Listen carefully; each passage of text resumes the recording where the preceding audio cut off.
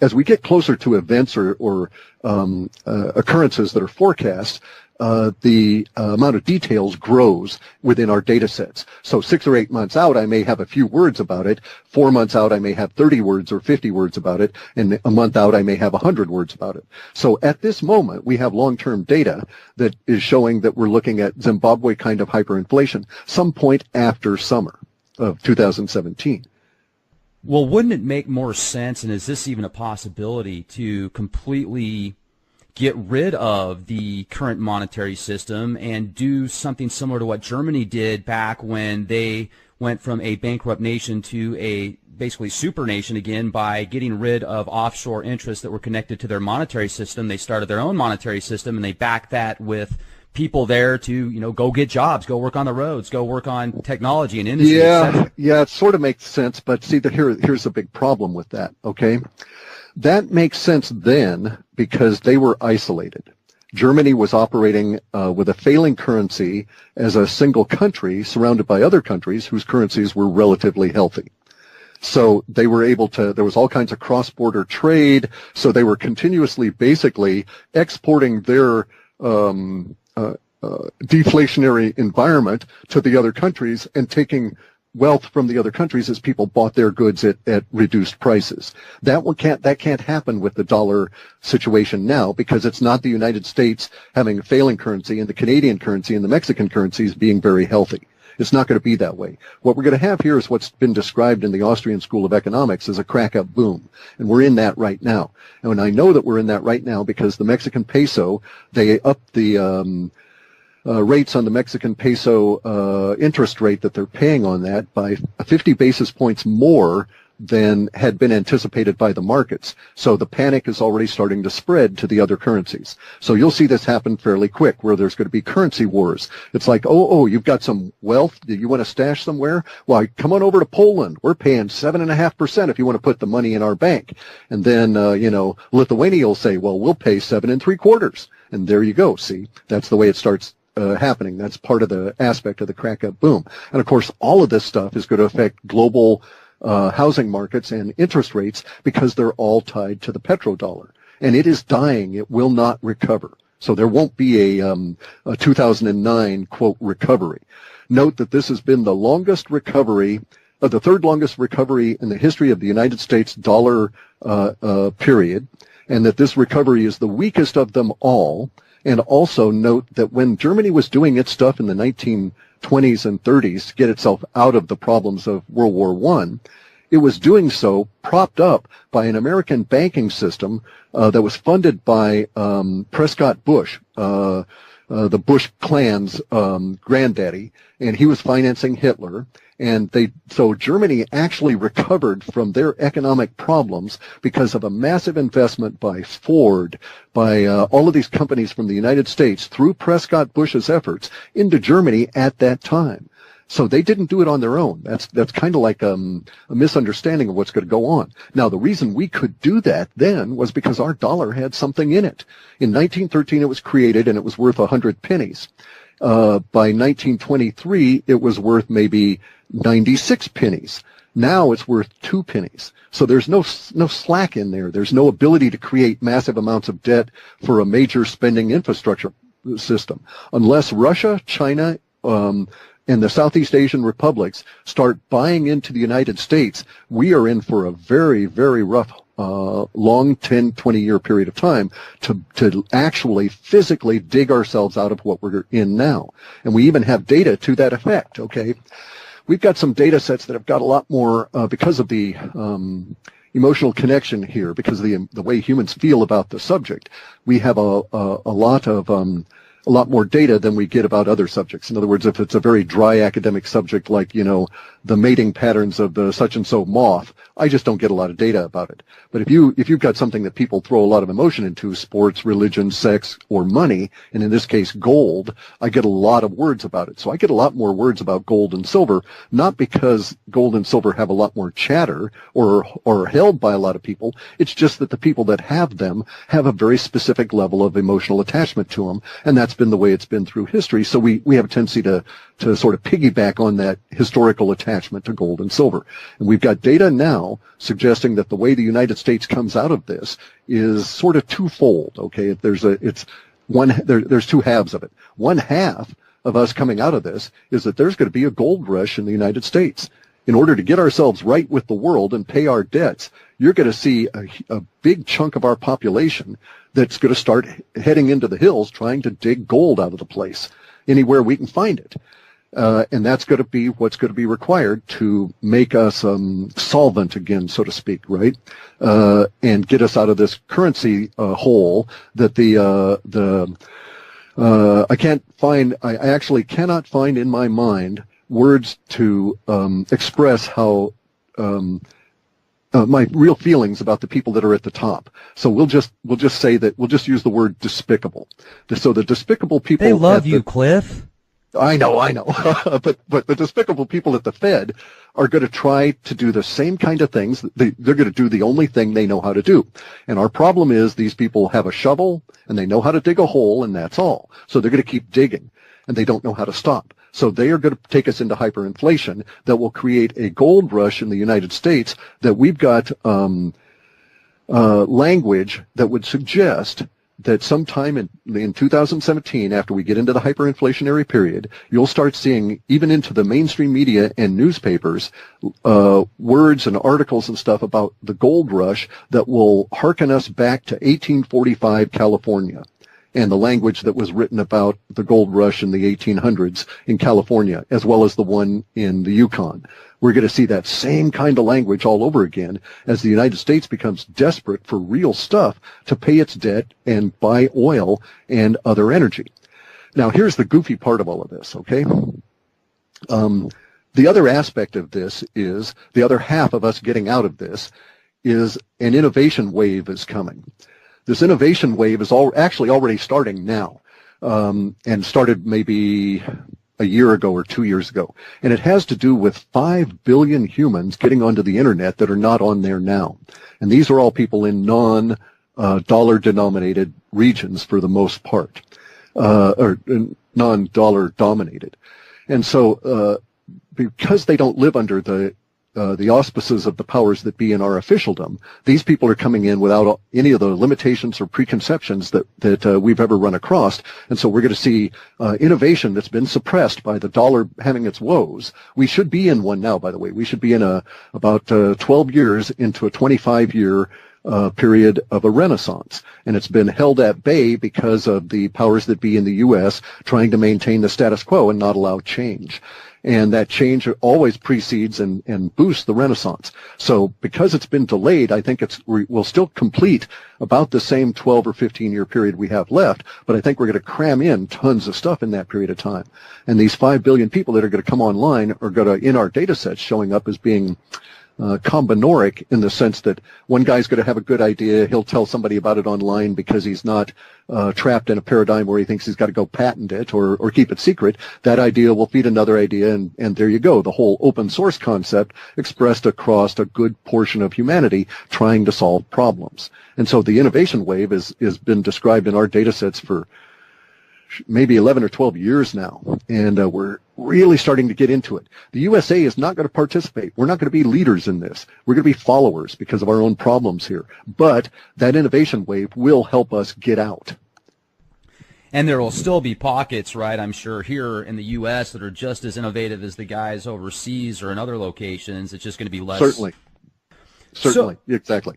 So let me ask you this then as well. With Trump being the next president, do you think that he might be getting set up for the downfall, essentially? No, it doesn't make any difference. No, I don't believe he was set up. I think these people, it's actually my opinion that Trump was chosen as the chump by the Democrats. Okay? That they did everything they could to make sure that he was the one that they had to face, and they're just floored that they lost. The powers that be at that top level, right? Everybody else is a good party faithful and believed the party line and so on, and they weren't part of the machinations going on at the top here. But the reason that they did that was that these guys are, it's twofold. They thought they could avoid what we're going to face. These guys thought they could go another 8 years and not have any change. And the reason that they don't want that change is because as the dollar degrades over time in its purchasing power, the ability it's going to sound stupid, but the ability to use it as a method of bribery is reduced. And unless they bribe millions of people constantly, it all falls apart, all their secrets come on out, we see how evil they are, and there's a political revolution here in the country. Now, I'm not talking about Trump. Trump was indeed a political revolution, but he is not, or maybe we can describe him as a rebellion. Okay, a rebellion is where you just get pissed at the people at the top, but you're okay with the system, right? You just need some tweaks and you're going to fix it. And so Trump is a political rebellion, but the people at the top, if they were exposed, so if you knew, for instance, that every single person that was in an appointed office in the federal government, and every single person that was in an appointed office in any of the state governments that had been appointed in the last 15 years was had an odds-on. In other words, you had the ability to say there's a 50% chance that anybody that's been appointed to a political office in the last 15, 20 years is a pedophile. Okay, is an egregious pedophile and may even be a murderer. If you knew that half of all these people were in fact actively engaged in such things, then how could you possibly vote for them? A lot of people would deny that and so on, and they'd put up a wall of denial and they'd go ahead and vote on it. But the problem is the ability to keep those things secret is entirely based on the petrodollar, and it's dying. And these people know that. They know that they're facing these terrible, terrible times. And that's why they're trying to create all these slush funds to keep everybody bribed. And you'll notice within 24 hours of Hillary losing, Norway canceled 97% of its contributions to the Clinton Global Charity Fund slush fund for use for bribery. And that within that same 24 hours, there were 4 other non-governmental or non-sovereign organizations that canceled 100% of their, quote, donations. So those were not donations. Those were tribute. And they were basically told, we're going to be president. You give us money now, and we'll go easy on you. Or you don't, and we'll come and take your country later on. And so that was the mechanism that was being operated in this whole CGI thing, the Clinton Global Initiative. And it's not a charity thing. They paid out less than 0.5% of all the funds come on in that were allocated explicitly to charity. So in other words, they stole 95 or 99.5% of the money that said, give this to the people in Haiti that suffered that great earthquake. And they stole all that money and didn't give it to Haiti. And Haiti's really pissed about it, and they found out about it, and they're making a big brouhaha and upset about it in the global community, trying to break through the bribery wall that keeps these people safe. And they know that they cannot go quietly into the night. Okay, all this stuff's going to come on out. Once the bribery's done, once your ability to pay people to kill other people to keep things silent is gone, then it all does come out. And under those circumstances, the evil that is I'm not talking Democrats, I'm not talking Republicans, I'm talking about the people that are, Republican in name only and Democrat in name only, but are really power elite people. All of those are the guys that are really worried. And so they're trying all these mechanisms to get this, to stop a political revolution. With that going on, it certainly seems like at any moment, who knows what's going to happen, essentially, because it could be Germany, it could be France, it could be here. There's just so much going on. And then if you look at Syria, Damascus, and, that place is just in ruins. We don't hear much about that here at home. We're definitely living in fascinating times. And I want to kind of shift gears for just a second before I forget about this, because you're very knowledgeable in this area. And I was driving yesterday looking at the sun through the clouds, and it looked like the moon almost because of these fake clouds that start to that are created from these chemical trails that dissipate. You'll see these, and the skies aren't even blue anymore. Even when they are blue, they're not like the aqua deep blue that they used to be. It's almost like this metallic very strange. It's like I wonder if all these nanoparticulates, aluminum, and everything that they've sprayed into the atmosphere has created some type of reflective or holographic opportunity for these guys. I don't know. But regardless, I'm looking at the sun as I'm driving through the clouds, and I'm thinking of myself for the movie Highlander 2, The Quickening, when, if you remember that film, they had to create this fake atmosphere because they destroyed it. So yeah, I hadn't seen the film, but that's basically what's sort of going on. Yeah, they are actually scale. destroying. Right, and there's the thing, Guy. Chemtrails are not truly global. There are a lot of areas on the planet that they don't bother to do. So there may be layers upon layers upon layers of an agenda here. In other words, some people that are may be spraying the chemtrails thinking they are going globally, and that it's a thing to reflect the new high energies coming in from the sun. Okay. Other people may be aware that they're actually spraying these things so that they can use electromagnetic radiation to try and do mind control on the cities under which they're spraying. Okay. So who knows what could be all of the above, right? Correct. Exactly. All of the agendas may indeed be operating. But here's a couple of facts for you. Even if they didn't do the chemtrails, we wouldn't have blue skies the way we did anymore. The top of the Earth's atmosphere was ripped off. This was back in 2003. By the same burst that caused the Banda Aceh quake and killed 200,000 people, more than 200,000 people. At the time that happened, like the top maybe, let's just pick a number and say 6%, the very wispy part of the atmosphere is gone. And that was the part that really created the deep blue. It was our transition into the other colors of space. So it's a weird time. There's no question about it. Everything's coming, well, we're coming into what's been called the age of Aquarius, right? Mm-hmm. And as we move into these ages, each of these precessional ages last for years, and it takes us a long time to make a transition. Even a single degree of movement in a precessional arc is going to take 72 years. So moving in from 1 degree to a next, it really is a big transit. We're almost through with this transit into the official Aquarian age, which is all about the knowledge bearer and so on. So a lot of this stuff is all coming out. And you'll notice in a sort of a curious flip to that, we've got all of the old knowledge being questioned. And this is a good thing, this we are change within our understanding of what academia has been spoon-feeding us. So, for instance, we now know that when the astronauts go into space, they can't see the sun or the fixed stars. The sun is not visible in space. The only way it becomes visible is if you put microfine little scratches in a grid pattern in your acrylic window and cause a particular kind of light interaction. So we now know that the sun is not as we've been told. It's not a nuclear furnace. It burns nothing. It's not even really a source of light. If anything, it's nothing more than a reflector. And that's true of all the what we call the stars, all the fixed stars. When you get out into space, you can see the planets, you can see the moon, you can see anything that reflects light. And in fact, when you're down here on Earth, if you examine the idea, you cannot see any light source. You never get to see a light bulb. You don't get to see the light emerging out of the light bulb. What you see is the reflection of that light on a glass surface.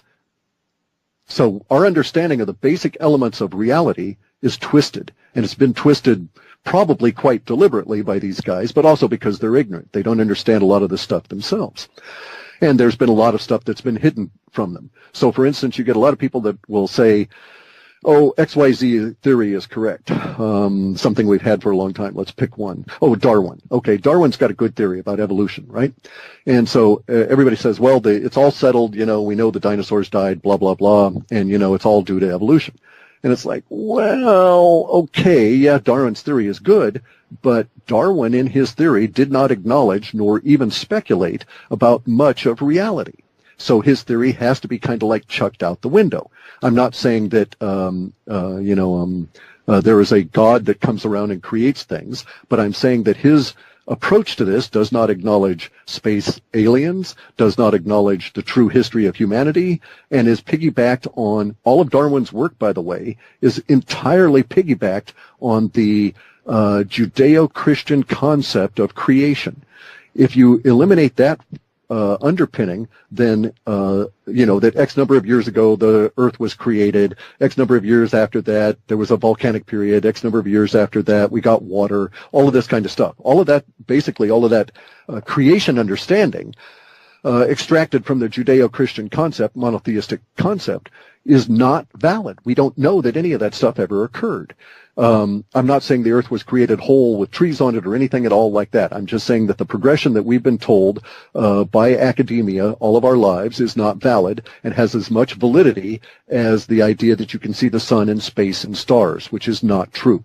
And so here we are at a point in the Aquarian age manifesting when all kinds of stuff is being questioned. You got people out there saying the Earth is flat, that you could actually walk, if you knew the way to go, you could walk across the Earth onto this other part of the flat plane and walk over to Mars.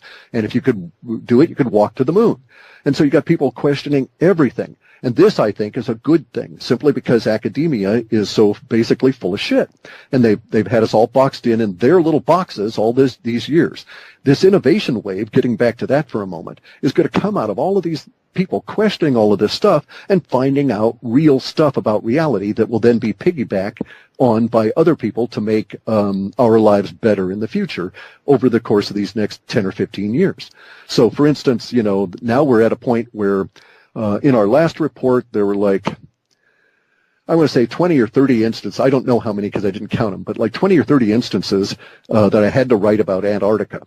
And Antarctica pops up all the time. It was in the very first reports I started doing in 1997, the first runs I was doing. I didn't write them up and tell anybody about it. I just was investigating this whole thing.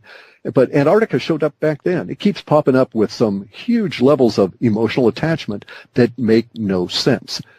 Why does anybody have any emotional attachment to Antarctica that has never been there? And there's so few people that have ever been there, it should not even show up in my data at all. Except that, of course, it's also really weird. And now we know that, everything we've been told about Antarctica, except for the fact that there's ice on it, is probably bogus.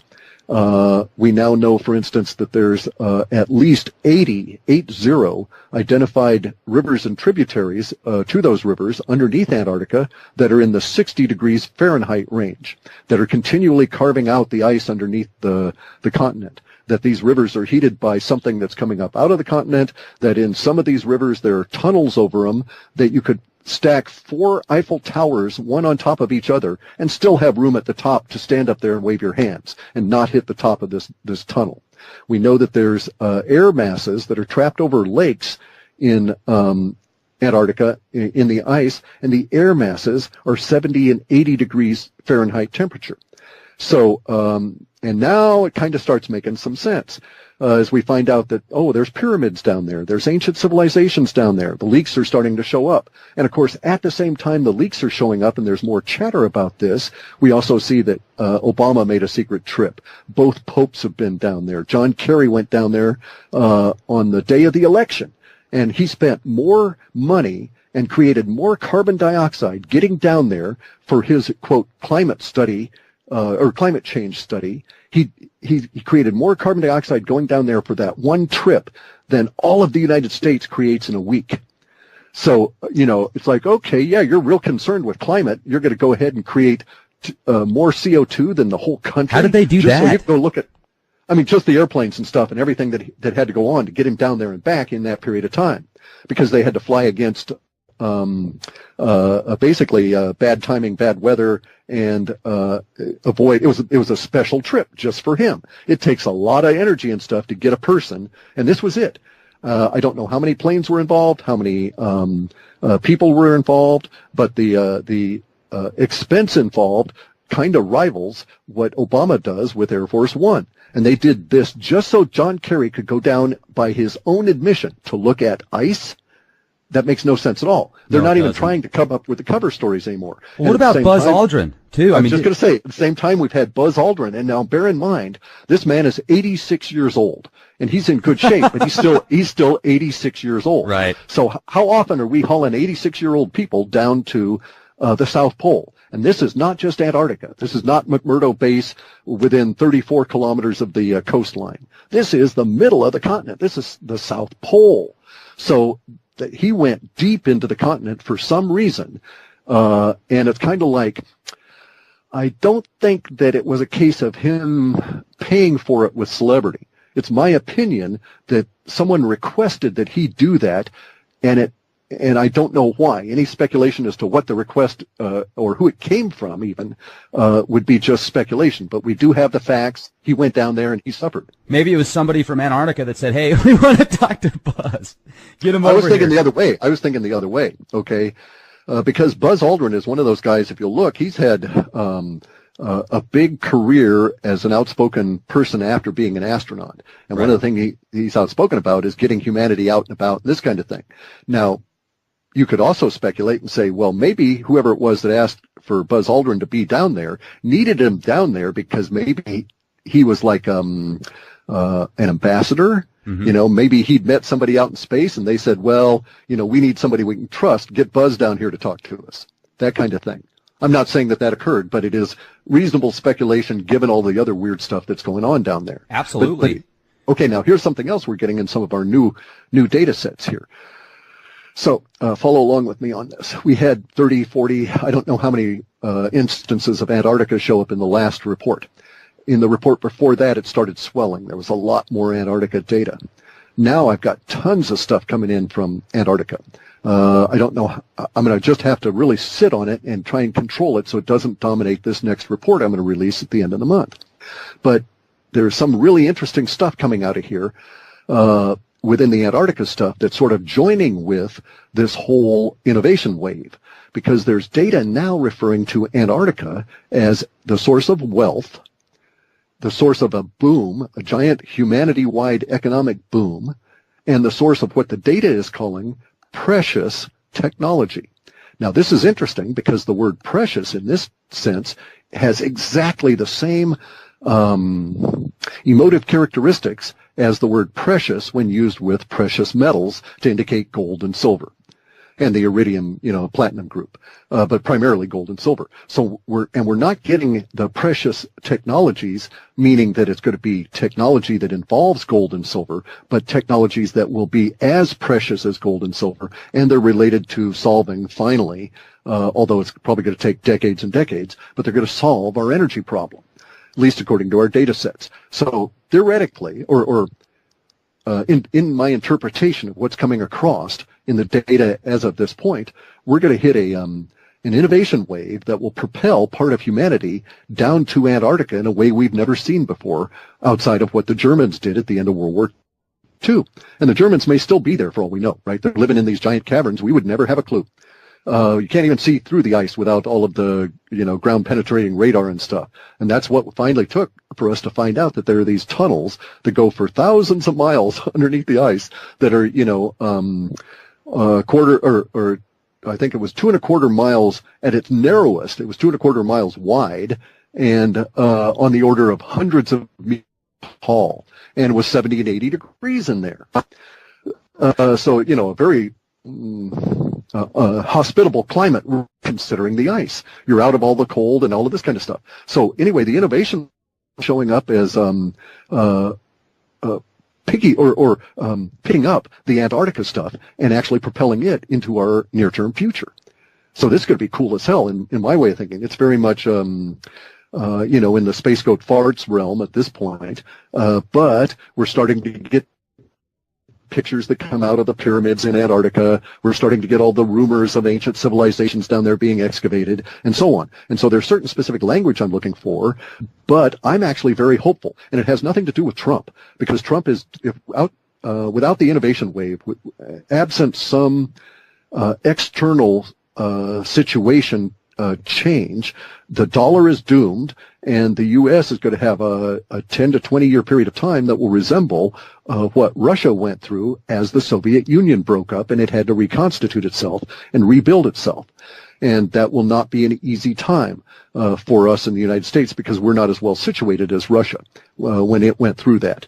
We don't have vast amounts of oil and gas. We don't have a situation where people didn't lose their houses. No one in Russia lost their house when their system collapsed because the state owned them all. Here we've got a situation where, the banks own everything, and the Federal Reserve claims to own 89% of all the mortgages in the United States. So if we can get rid of the Federal Reserve, well, maybe all those 89% of all the mortgages simply disappear, and we'll be that much better off. We don't need to owe the Federal Reserve any money. We don't need to have a national debt. The national debt is not our deficit. It's not our trade deficit. It's what we theoretically or hypothetically owe the Federal Reserve for creating money that we then borrow from them at interest. And it's like, that's bogus. Let Congress create money out of gold and silver, and we don't need the Federal Reserve at all. And these days, you could do it even electronically. You could have micro payments in gold and silver digitally done, and it's quite trivial. It's on the order. Well, it's been accomplished already with Bitcoin. We just have to piggyback on that technology. So our situation is hopeful, and there's a lot of openings and stuff here. And I think it's all cracked. I think we're in that crack up boom, and the bad guys are going to the power elite are going to start withering, and we'll be able to break out of this constraint that has got, a whole generation living in their parents' basements and a whole generation without skills, having gone through a terrible schooling system that provides them with all kinds of self-esteem, but not the ability to tie their shoes except in one form of a knot. And basically they probably can't even tie their shoes because they've been given Velcro. So they're lacking all these kinds of skills. And we see this affecting our national health at the moment in the sense of economic. How can we possibly compete with China, Russia, India, or Indonesia when they graduate, as an example, 1 million engineers for every lawyer, and we graduate 1 million lawyers and 1 engineer? It just is not going to happen. So the United States has to redo itself. Trump is the visible face of that, and but in my opinion, it wouldn't have mattered if Trump had not run. There would have been someone else that would have been the populist face that would have taken over, and we'll be on to this path. Let me jump in real quick if I Sure. can. I have a friend and somebody that's actually going to be coming on the show next week that does these Vedic star charts, and she has to have your exact date of birth, where you were born, etc. And there's all these different alignments with the stars. Now, I used to be a lot more skeptical than I am now, and I'm still neutral on a lot of things, and I take everything with a grain of salt, of course. But I do see the accuracy with this Vedic or these old school type astrology charts versus the Western type charts, and it just blew me away when she read my chart and other people's charts, and then she said that Trump's chart was like phenomenal, and that what she sees him doing just based on the star chart is incredible. So, I don't know, man. I mean, it seems to me like the as above, so below statement has so many different meanings, not just metaphysical, but also if you look at it scientific. And I wonder sometimes if the signs in the heavens, what we see in the stars, are a micro, essentially, thing here that happens, of the same thing, like a reflection, if we're all in this together. And one thing that I do notice, I'm looking at the tweet that Buzz sent that immediately got deleted on Twitter. It says, "We are all in danger. It is evil itself." And I think that's bogus, though. You think, maybe it's bogus. It certainly could be. I've never been able to find anything in his timeline that was deleted about that time, so I can't validate that, in fact, he sent that. You certainly could be right. There's a lot of things that can be done. If it was legit, that's fascinating. If not, just another diversion tactic, wag the dog type scenario. Let's sell more T-shirts and cause more confusion. But one thing that I was hoping we could talk about, Cliff, because I used to hear you discuss this a lot more back in, I would say, 2011, 2010. You talk about the people or the things that control the world overall, that have the majority of the power, the influence. There's 6 corporations that control over 90% of the media. There's 6 corporations that control over 90% of what kids see in school and learn about, and the textbooks, etc. So it's a very small group at the top that seems to influence things overall. Hollywood is a very powerful tool. If you know what it's doing to your subconscious, I think you can use it against them more than them using it against you. Yet it's still like MK Ultra at its finest. You talk about UFOs, CIA. I used to hear you talk a lot more about the extraterrestrial phenomena, and I think that it's kind of turned into something that's not necessarily taboo, but it's been mocked a lot, and it seems like there's a lot of misinformation. Even a lot of big players out there are saying in the alternative communities are saying, oh, I don't think UFOs are real. I don't think aliens are real. I personally firmly believe that there is an extraterrestrial presence out there. Can I prove it without a shadow of a doubt? No. I'm going to say that's my opinion, yet I've got a pretty good actually, there's on this. Okay, you could prove it. Sorry to interrupt. You could prove it. I wouldn't say beyond a shadow of a doubt, because that implies that I mean that's actually basically insisting that you overcome doubt in someone's mind, and I would actually never say overcome all doubt. Always keep doubt. It's what keeps a human sane. But there's a lot of things you can see that prove this. For instance, you can look at it at a macro level. Here you've got the planet Earth and 85% of the non-plant life. Okay, so 85% of the life on this planet that is not a plant is not like humans, and it's not like anything that is like humans. That is to say, 85% of the life on this planet does not have a spine. Now, a lot of people would say, well, spines evolved. It's a evolutionary process and stuff. And I can say, if you actually look at the vertebrate versus the invertebrate distribution and so on, you can say, because of the way that it lays out, there is a certain suspicion that vertebrate, the idea, the concept of spines and so forth, were brought to this planet. Okay, didn't really evolve as we understand it. So there is evidence all the time, and now we've got tons of evidence that space aliens exist here on, or had existed here on this planet, in the sense of prior civilizations that were not necessarily human, or not necessarily our kind of human. They may have been hominid, that have been here on this planet. And we have huge traces of these guys left all over. And that is our monolithic period, the pyramids, Anwar, or Angkor Wat, the giant megalithic structures in Lebanon and Syria, all of these kind of things, right? So now we know, because we can speculate. I mean, it's not 100% proven, but it's like 99%. We can speculate in that last 1% that there was never a pharaoh that built any of the pyramids that we see as pyramids. Yes, there were pharaohs that built some of the broken pyramids, the staggered pyramids, and the mud pyramids. And these were guys trying to duplicate an already existing technology and prove themselves that they were as great as their ancestors, because they assumed that their ancestors built them. But no pharaoh built any pyramid. No Jew was a slave working on a pyramid. There were never any Jewish engineers that built anything at Giza. And all of this is basically bogus. So that entire the fundamental history of the Western construct, as is delivered to us by our schooling system, especially here in the United States, is bogus. And so now we've got to go back and root out all the real stuff that's underneath that. And you're going to find those aliens. They're everywhere. By the way, we just had an instance of that pop up. The 70 metallic books, really codices, that were discovered in Jordan about, 8, 10, 12 years ago, have been validated. These metallic books are made out of lead. The lead pages are actually decaying at atomic rate that can't be duplicated, can't be hoaxed. So it's not like you can put baking soda on them as you would on copper to get it to age with a little vinegar and put a patina on it. You can't do that on a molecular level in lead. So they're able to identify these lead sheets as going back between 1800 and 2000 years ago. And they're saying now, give us another 10 years and we'll get you down to the exact year. Another 10 years after that, we could be able to tell you what week they were actually hammered out in.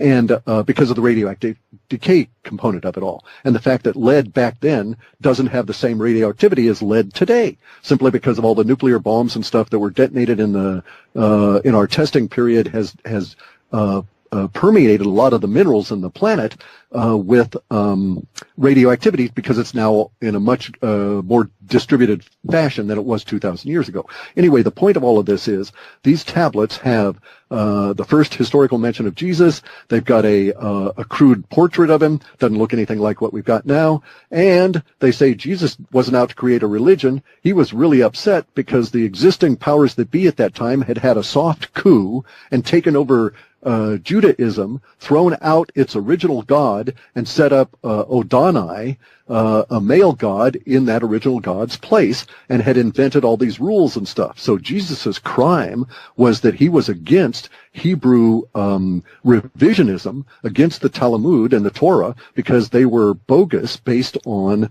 bad information, and that Jesus was saying we should all go back to the original God of the Proto-Hebrews that was over 1,000 years old and was a male and female figure. Now, here's the interesting part of that. While there are people that will claim that Baal and some of the other Middle Eastern gods were both male and female, what was the weird one? Bahoptet, the goat-headed god that's got breasts and stuff. Oh, yeah, Baphomet. Yeah, exactly. So there you have all of these images of these male and female gods, and they're all about 1,000 years old. That's not what is being discussed in these tablets. It's not Jesus saying, let's go back and worship this goat guy with the big breasts.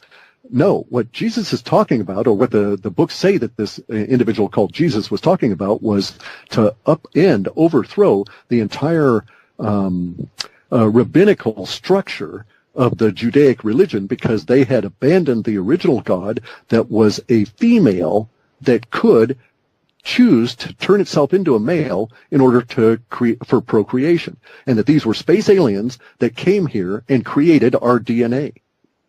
And this is in these tablets, and there's 70 of them, of these books, of these codices, and they've been validated as being historically accurate, and now the language is being translated. The language is validated as not being any kind of a modern copy. It is the Proto-Hebrew, pretty exact. I haven't found any single instances anywhere of the discussions of it that show even a single symbol that's out of place. So, do you remember the name of the codex, Clif? Sorry to interrupt. No, there's 70 of them, 70. So they're individually coded. They're individual codices. Okay, so they're named in various different ways. You can look it up. You can just say metallic tablets Jordan in a Google search, and that would probably get you close enough to start picking up instances of it. And it's going to be out all over. Now, we've got weird stuff in our data sets that we've had since 1997 that said religion was going to die, that in my lifetime, that I would witness the death of organized religion. And I think we're there now. Because if we acknowledge that the tablets, or the codices here, the metallic lead tablets were accurate, then it puts an entirely different slant on what we've been told is the roots of monotheism. And if we also acknowledge that the pyramids they're finding in Antarctica are bigger, more massive, and older than anything found anywhere else on the planet, but are exact to the angle of 51 degrees and all of this kind of stuff, is where we find in all the pyramids in Mesoamerica, in Bosnia, in Egypt, and in Thailand, and all these other places, then we have to say, well, the pyramids existed before modern humanity. So who built them? And here we are into our total age of Aquarius, where everything that we thought we knew has to be unlearned. Right. And then also, when you look at some of the stuff that goes on in the pharmaceutical industries, the medical industry, the food industry, it seems like it's just so much poison, and it's like strategic sweet poisons that they put in the food supply, the beverages, etc. And then when you really get into the vaccine agenda and you read each individual insert, what they're putting in these vaccines, I've noticed that some of them now have aborted baby cells, essentially, and some of them have sweeteners. Some of them have sweeteners. Oh yeah, you got to put aspartame in there, right? In a vaccine. Oh, you got to have aspartame in the vaccine. I mean, you're putting it directly into the bloodstream, and add some formaldehyde to that, and some glyphosate, and some other wonderful substances. And then when people are so conditioned because of the teachings that they've had on the polio vaccine, or, you know, we got rid of polio, it got rid of measles. No, see, that's so bogus. That one always irritates me, right? Right. I always have to object, because polio was already dying by the time they introduced the Salk vaccine. And the Salk vaccine cannot be proven to, in any single case, to actually be an effective vaccination against polio. Well, they did prove that it had cancer cells in it. Correct, yes. Actually, I was going to say, but you can prove that it causes all kinds of side effects. Including, paralysis and all this other sort of thing that mimic the polio itself. But in any event, though, here, let's stop for a real quick second, go into something that's really important for all the people listening to this. And that has to do with the food body of the planet and mind control. The CIA has this saying, willpower lasts as long as the calories in your body and the sleep in your system, and that they can break anybody just by waiting out the ability of the body to supply itself with energy. And so they know that that there's not a mind on the planet that can resist their mind control techniques if they concentrate on the body itself. And that's been taken to a very, as you point out, with all of the other, the sweeteners, which is actually trying to get people hooked into a particular mental cycle, which is this honey-seeking behavior that we all have built into our body. But we only need to find sweets once a year to satisfy our needs, and that's actually why sweets were the traditional gift in Christmas at for the Northern Hemisphere, was to not only give you calories, but to provide that spark, if you will, in the midst of the very dark period of time for the weather. However, my point of saying all of this is we've got to get our minerals adjusted, and that's one of the things that the powers that be are really working on with all of their pharmaceuticals and everything, is they're playing against the fact that very few people on the planet here have an effective food source that provides them with the minerals they need.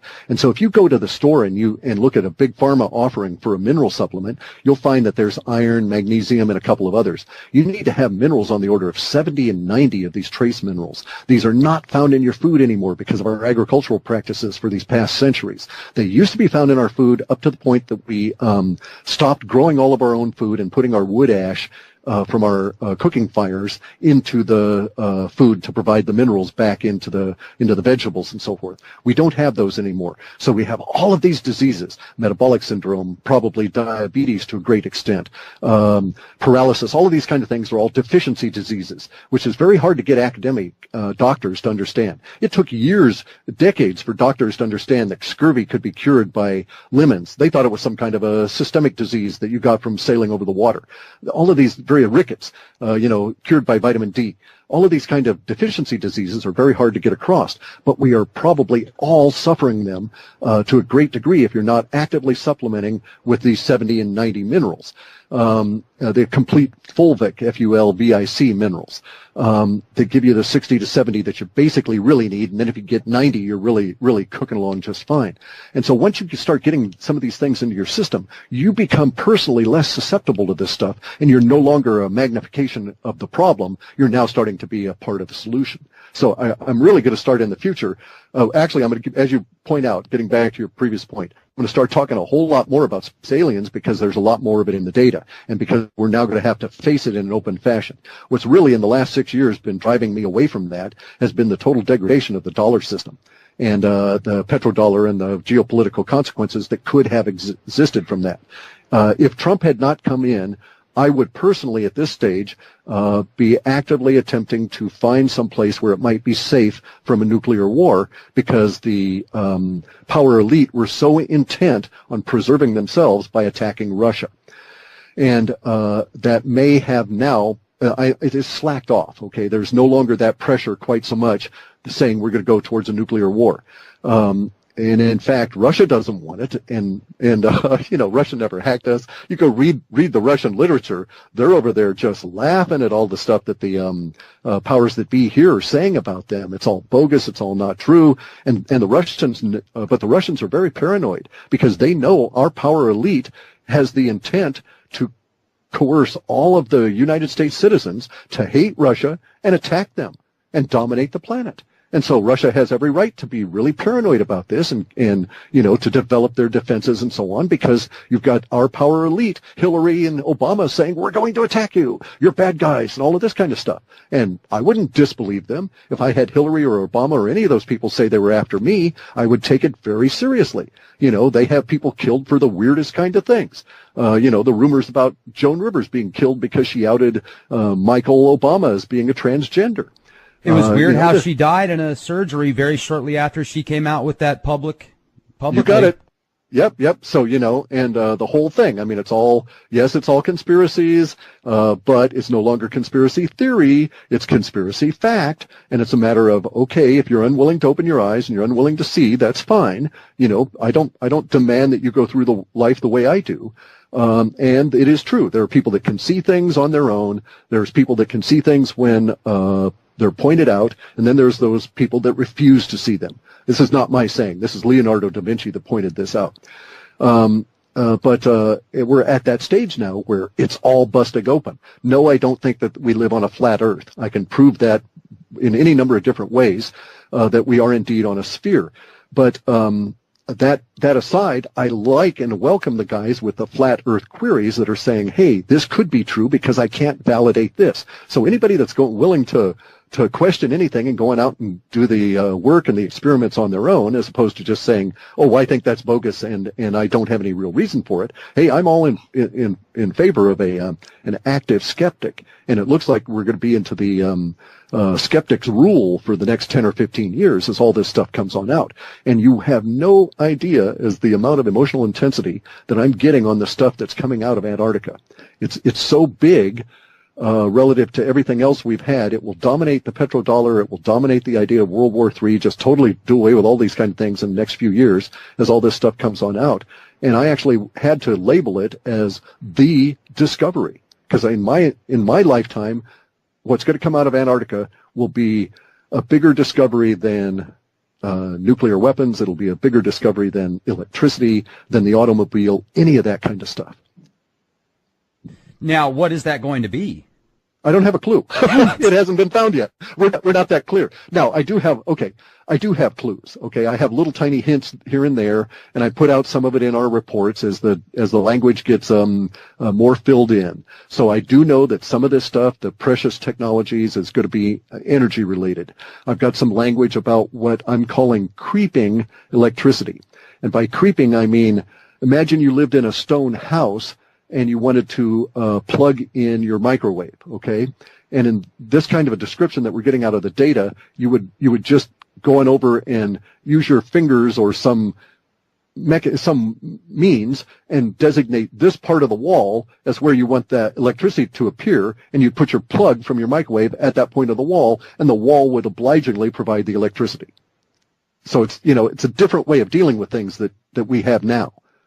And also, I know this is a little bit off topic, but I don't know if your Alta reports have ever picked up anything on this. Now, there's been multiple studies on what's in hamburgers, hot dogs, and Clear Labs has done multiple studies on different hamburgers, etc. Now, this is an article I want to just read from Yahoo real quick. They found human DNA in hot dogs. And they found human DNA in hamburgers. And even grosser, it says here, this is I quote from the Yahoo article, even grosser, 2% of all samples were found to have traces of human DNA in them. Veggie dogs were the worst off, accounting for 67% of the hygiene issues. Now, when they say hygiene issues, I like how they use that term, hygiene issues. Essentially, it's human DNA. Now, is this Soylent Green? Well, wait a second, though. Okay, let's clarify that for your listeners, though. That does not mean that someone is scraping off human flesh and putting it into the machine and grinding it up to put it in a hot dog. That human DNA could be as simple as someone that had a drop of sweat fall into that hot dog. You can get human DNA out of sweat. You can get it out of hair. So see, it's not necessarily anything more than simply ineffective control of contaminants in your food supply. So you don't think it's Soylent Green?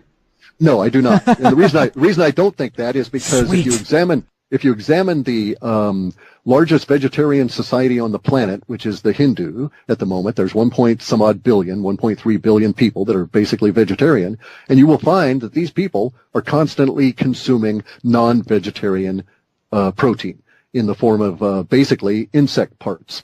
And so even in their society, where they're vegetarian and it's religious driven, and they're really, as we shall say, fanatic, and that's where the term comes from, religion, they're fanatic about it, even they have contamination issues that provide them with a certain amount of protein in their diet that is we can say, animal-based, but it's really from insects. So that level of contamination happens continuously. So you say human DNA is in a hot dog, that's fine, okay, but how much DNA, what is the DNA referencing in terms of, what kind of flesh did it come from, et cetera? Because, here's the situation. When I was a kid and I first started off, I was working at a sawmill. I had an accident with one of the saw blades, wrapped up my hand, and continued working. And over the course of the day, my DNA was contaminating the wood products I was cutting, as I was occasionally getting little drops of blood on it. See, so that kind of thing happens all the time. Now, there it didn't matter, right? They would be really pissed off if you bled all over their wood. But the kind of stuff I was doing, the little tiny bit of blood here and there, wouldn't have affected it. But had you actually sampled that, you would have found human DNA in it. Now that makes sense too, and that could, certainly get rid of a lot of the conspiracy theories on that. I've often wondered think about all these people that end up missing every single year, no trace ever. Now, I'm not saying that that stuff does not occur. I'm not in any way denigrating any of that, and there's a whole lot of stuff that says there's a whole lot of circumstantial evidence that can be found in videos, photographs, and I'm not talking someone else's opinion. I'm talking evidence that you could go and look at and form your own opinion in the form of photographs of people and videos of them acting or out and about doing stuff. And you could look at these videos, and if you were knowledgeable, you could say, there seems to be some suggestion that these people have consumed human flesh. The reason that I say that is because these people are exhibiting the characteristics that cannibals always have. And it relates to what we might think of as like Parkinsonian kind of symptoms. So you could indeed say that there is cannibalism going on. Now, that aside, leaving the cannibalistic part of it out, okay, we also know especially from all of the recent Pizzagate revelations, that there's a huge amount of people disappearing, primarily children, that are being taken, abducted, tortured, killed, and destroyed. Now, do I think they're putting them in hot dogs to get rid of them? No. Would I think that they would do that? Sure, these guys are quite evil, and they would do that because these are the same people that have you consume stannous fluoride, which is for your teeth, supposedly, for your bones, supposedly, which is actually a byproduct of the steel industry and is terribly toxic.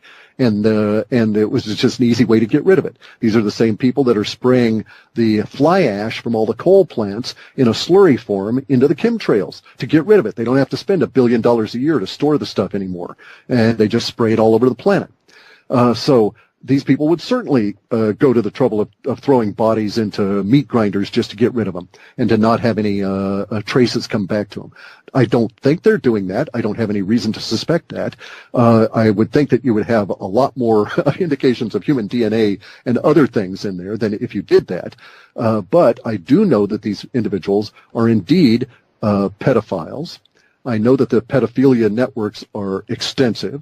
I know that the pedophilia networks are within the power elite at a level that means we must remove the power elite in order to get rid of the pedophiles. This is not a situation where we can swap out a new leader for the old leader because the system is so corrupt. This is why, even though I think very highly of the information that is contained and passed along in Freemasonry, I would never, ever, ever join a Freemason lodge because they're already tainted with the pedophiles. That's where they came up from. And so Freemasonry itself, the lodges, the whole structure, is a supporting platform for the secrecy that goes into supporting the pedophiles. The pedophiles have also been able to insert themselves into the corporate structure and hierarchy that is part of the control structure for our current technological society, as well as for the deep, dark, live in the ground, back engineer the space alien kind of stuff guys. So the pedophiles are controlling all of this network at all these different levels.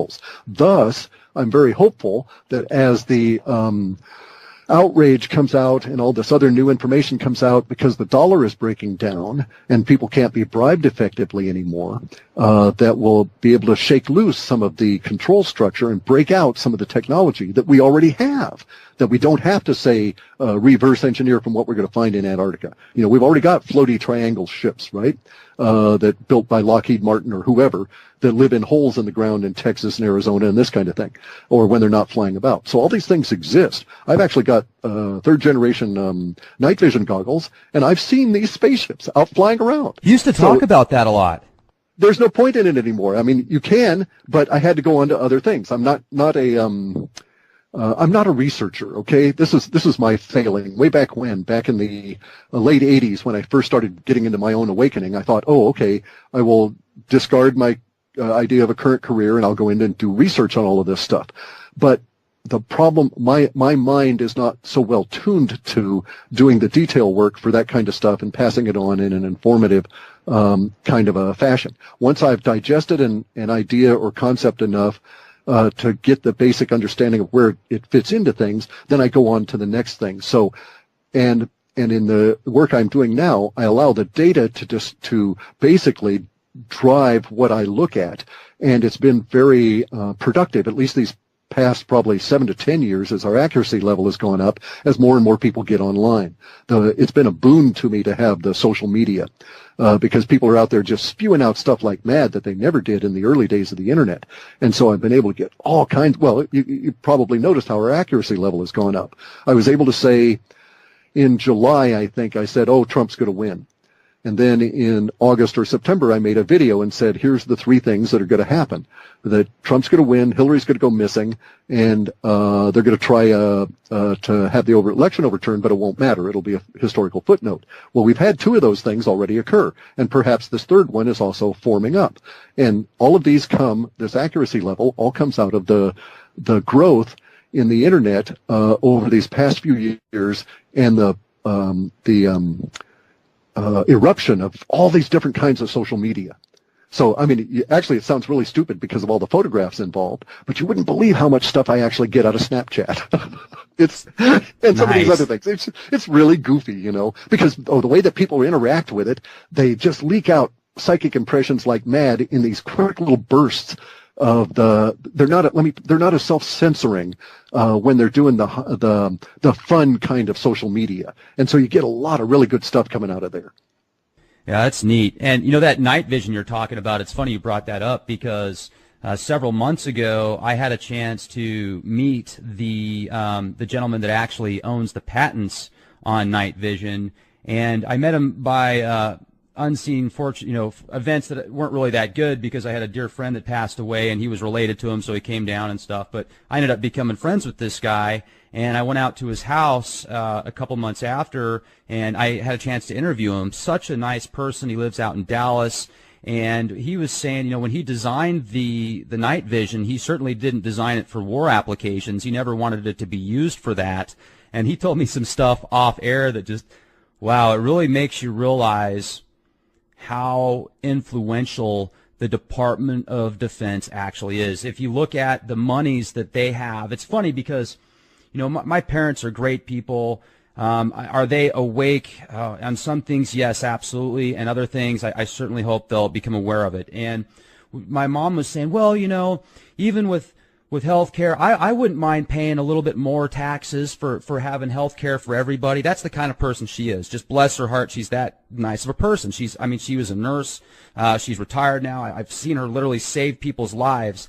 I'm getting emotional just thinking about it. But anyway, so I thought, and I said, Mom, you know, if the defense contractors didn't take 50% or more of the tax money already combined with everything else, you wouldn't have to pay anymore. We could have free health care, and we wouldn't even have to pay the kind of taxes we pay. And she said, you know what? You're absolutely right. Well, it's even worse than that. It's 18.5% of our GDP is now tied up in Obamacare. Okay, this is Obamacare. Let's just say the healthcare industry in the United States. The 18.5% covers the insurance part of it and all of the actual delivery of healthcare to the people. So it's more than just the healthcare system. It's also the insurance, all the millions of people that work in the paperwork part of it all, right? That are not like your mom and my mom, who is also a nurse, that went out and helped people. So you've got all the people that are on the insurance side of it all. Here's our real problem. The whole global economy, or the whole global investment world says, no, it's too risky to put money into Russia. 16% of their economy is tied up in oil and gas. Why, if the price of oil and gas goes down, Russia's cooked. You know, their economy is gone. Right. And so that is true. They've got a huge reliance on oil and gas. They're not very diversified. The extreme of that is Saudi Arabia. If oil and gas goes down, Saudi Arabia, they really suffer in terms of the prices and so on. Well, here in the United States, we're in a weird situation where we've got an insurance industry that is driving a medical monopoly that is not delivering health care, and is, not delivering health. It is delivering health care. And its end result is perpetual involvement with the medical system, not to get you out.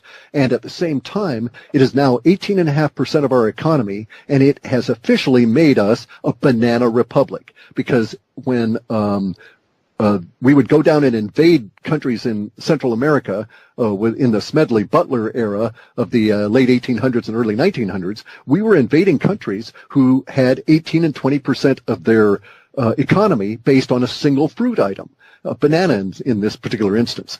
And so here we are basically living in a republic that is dominated by a single industry. And so this, in my opinion, is why one of the real tough reasons, one of the central reasons it's going to be real tough for anybody in any new administration to undo this, because they will have so many vested interests say, no, you can't do that. 10 million people will lose their jobs if you get rid of this stuff and go to a single payer system. We won't need these 10 million people to try and sell insurance to the other people in the United States. And if you get rid of this, we'll lose another 6 million here and so on. So they'll approach it as a works issue, right? But it is an unfortunate situation that we find ourselves with the new Trump administration. And that unfortunate situation has nothing to do with Trump or the Republicans or any of that. It has to do with our economics. We're actually at a point in our cycle where those last 2 pennies in the U.S. dollar are getting eroded very, very rapidly, and pretty soon it will be absolutely worth nothing. And then at that point, and in fact, right now, much of the United States economy operates on a barter system. And that barter system is going sort of unnoticed as the rest of us are devolving into the death of the dollar. And this is something that had been in our data set since 1997. Now, because I didn't know what I was doing and I was picking up clues and stuff and trying to put timing clues to them, I thought, oh, well, the death of the dollar stuff's got to be 2005, no later. And, well, about that time, we got into the peak of the housing market, and we started getting into the crash, and I was just really surprised that we were able to keep the thing going as long as we did. Okay, so we're at a really interesting point in my data. I'm like all whipped up. Okay, I'm very buoyed up by it all because we now have all of these major themes that I've been tracking since 1997 that are all pushing and coming together. And collectively appear to meet up for bigger and better things around March of this coming year. We've got the space aliens coming in. We've got the ancient civilizations. We've got the death of the religion. We've got the death of the petrodollar. We've got the Pizzagate, the pedophiles coming on out. That was originally forecast in like 2003. And it's going to affect all kinds of things. I mean, it's going to do a huge number in a way that has yet to be seen on the Catholic Church. As an aside, it's also going to take out things like CFR, Council on Foreign Relations, and the 322 Society over the course of these next few years. So it's going to be a point of now we can actually say to ourselves, we are change because we're going to be living through it. But let me tell you something. Just don't say it backwards. No. No. Here's the things though. Within the data. Sometimes I just get strange stuff that, floats through. I mean, well, most of it, all of it is strange. But occasionally I get stuff that seems to be referencing the work itself, okay?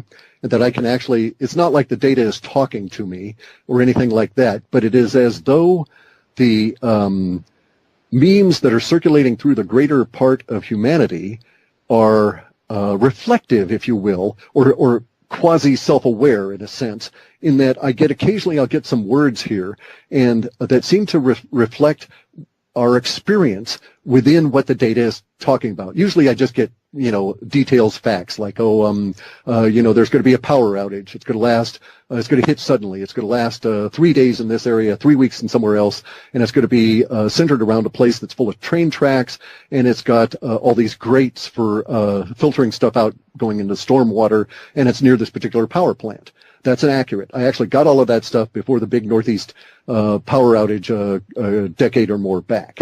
I had an accurate, factual description of where it would originate and all of this kind of stuff. That's usually what I get. I get stuff that says a boat's going to be in terrible hurt, it's going to sink, and it's all going to be due to a blonde woman being on the bridge at the wrong time. That happened with the Costa Concordia when it crashed. And so the language was accurate and was factual. But occasionally, just like maybe once or twice a year, we'll get something that actually speaks to our experience that we're all going to have as we go through this. And so I've got some of that now about what's coming up in January, February, March, and April. And I say that time period simply because it's in short-term data, and that usually involves about 4 months. And so within that period of time, the data sets are describing our experience as being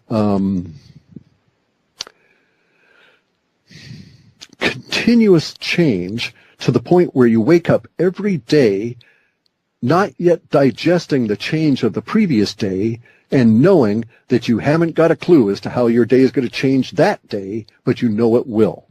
So it's going to be, we're not going to be shell-shocked. It's not being described as a negative at all.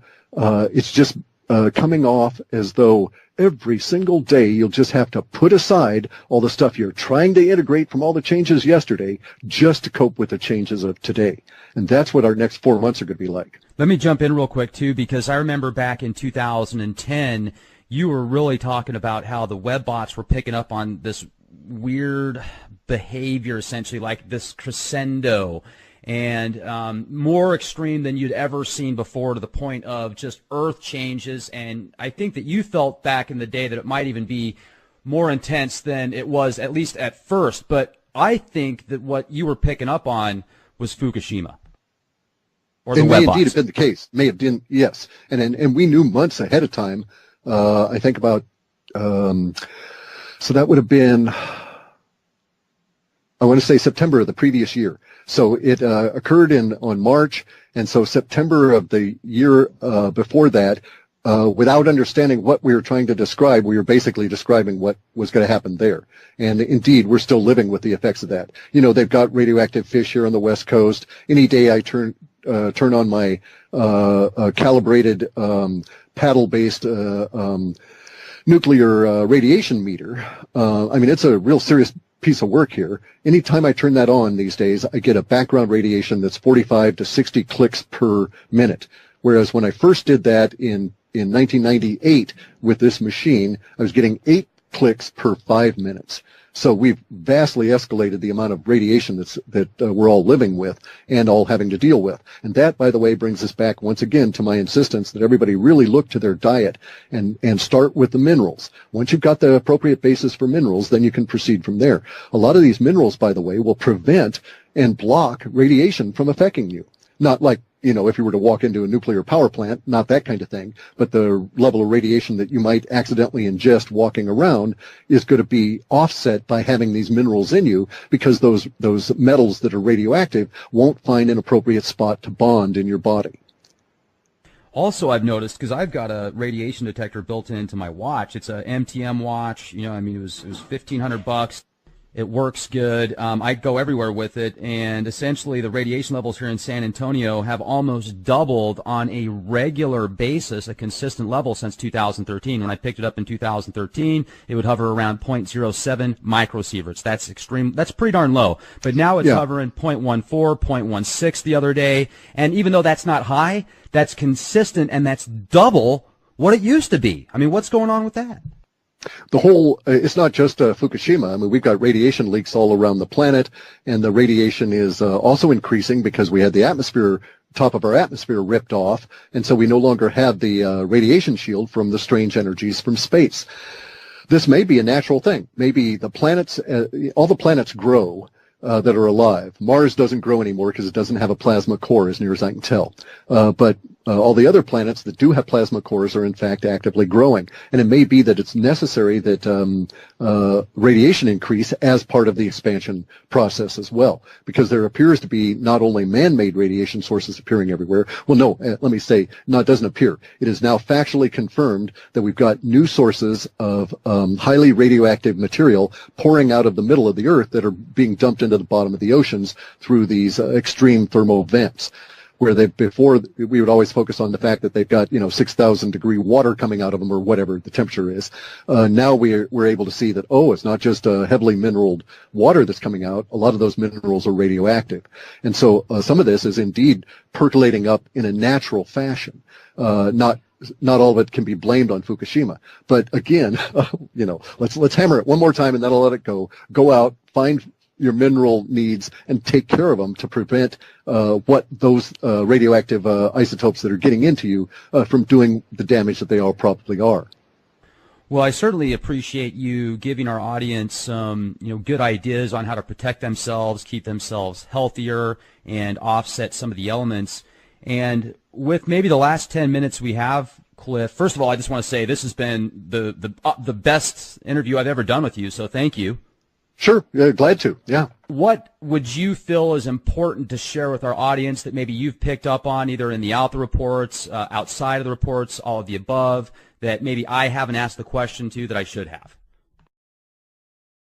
Well, I mean, there's all kinds of stuff that we should pay attention to. The question for my personal approach to things, I would like everybody to be happy, healthy, and well fed, so that I don't have to live with a bunch of people that are irritable, starving, and a pain in the butt. Right. So I'd like everyone to really start looking, especially as in the United States, especially as we go through these next couple of years, towards providing some of their own food sources. That is to say, growing some of their own food. The reason I'm suggesting this is because we already have confirmed evidence that we're now into a solar minimum that won't peak until the next 7 years, till 2022, I think, okay? Or 2024, somewhere in there it'll peak. But we're in a solar maximum, and our solar maximum has levels that don't even reach the same level of solar output that we usually see in a minimum. So we're headed into an ice age. Now, this ice age is going to make all of our food costs go up, and especially here in our calorie oil-dependent agriculture system, we're going to suffer a huge increase in prices that are going to go over these next few years, independent of what happens to the money, independent of what happens to politics and agriculture, simply because the sun is not providing us as much light as before. And this, of course, is aggravated with the chemtrails. So we all need to start, in my opinion, contributing to the food body that we are consuming from, not only for ourselves, but for everybody else. Basically, if I can grow calories here in the Northwest, then I don't have to import them from California. That way I don't have to use as much oil that'll be highly restricted 2 years from now, and I won't have to worry about the 5 times cost I would have to pay 2 years from now for that food. And I'll actually also aid the country by reducing my impact on the overall food supply. And so everybody that does that, it's like the best food growing system this planet has ever seen, produced in anything like the last 3,000 years, existed in Russia prior to 1917. That country was able to feed half the world off of small organic farms in the most efficient calorie production system ever devised. The Russian agricultural system at that point, before the Bolshevik Revolution, took 15 calories of human effort to return 145 surplus calories. So it was almost a 10-to-1 return. And right now, we're on the opposite side of that. Every calorie I consume that I purchase, it costs us 10 to 20 calories to produce that calorie. And most of those calories are dependent on oil. So basically, when the oil goes, we can't run combines on solar. We can't run combines on wind. When the oil goes, if we don't have the gold to pay for it, to pay for our energy, then you're going to see they'll actually probably get to the point where there would be, if the power elite is still in control, there would be some effort towards a cultural revolution that would strike us the same way it struck China when they went through it. And it was entirely in China. It was entirely a monetary event that forced the political consequences that led to the Cultural Revolution. And the Cultural Revolution was an attempt to keep the powers that be in place during this incredible economic time that they were going through that also hit their agricultural system. So we have very similar parallels to that, and I'm afraid that our powers that be might try and seize on the same solution, which is to create a cultural revolution out of a young people that would take over and upend the whole society.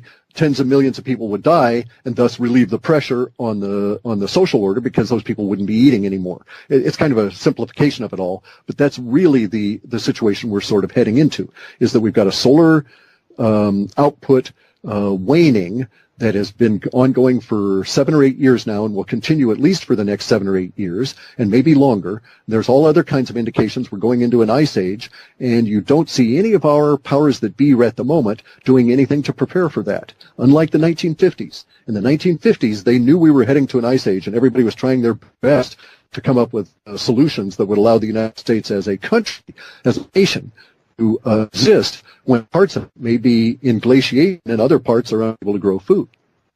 Right. And then I guess also with the technologies that we do have access to, people can do little things like go pick up some solar panels, wind turbines, etc., get off the grid as much as they can. I mean, that's what I'm doing right now is I'm slowly building my solar. Okay, I hate to say it this way, but why bother? If you've got chemtrails in your area, forget it. I've had solar here since the year 2000, and it doesn't do me a damn bit of good anymore because of the chemtrails. The amount I'm producing off of there, it's not even worth having the panels. That's terrible. It's actually interesting because I'm not powering my house yet, but I am my mobile studio. I just got back from the Ozarks, and there's a place out there where it's called My Ozark Homestead, and Jeff is building this community with other really cool people. They're in the process of putting together just this incredible bunker system from some very top-notch people that have worked in some very influential circles, and the price points that they're doing on these tiny homes in this community it's retarded. It's ridiculous. But anyway, I went out there to check it out, and, I had a really good feeling when I interviewed him the first time, but I just wanted to confirm because it had such good response from the interview that I did with him. I go out there, check it out. Everything Jeff said he was going to do, he's either doing now or in the process of doing. I met some new members out there that are actually building, and they're putting together these tiny homes essentially for a few $1,000s on land for people. And then they're in the process of putting together a bunker system as well that's, top notch. So the reason I'm bringing this up is I went out there and I took my solar panels and stuff, and the chemtrails had the clouds full force, but I was still managing to pick up a small amount of power for my mobile studio. But to do an entire house, it would probably take $50,000 or maybe less. But it's just, if you look at the cost conversion ratio, like you said, you're probably better off not even going that route because of the chemtrails and stuff. But do you think that there's ways we can get around that? I mean, we don't want to just say, no, it's too late. Let's not worry about it. Solar is photovoltaics, as we understand them for solar, is it's a cul-de-sac. They will never be able to increase the efficiency enough to make it worthwhile. I mean, they're really, if you were to look at the claims of efficiency, you'll see that there's some solar panels claiming 11 and 12% continuous.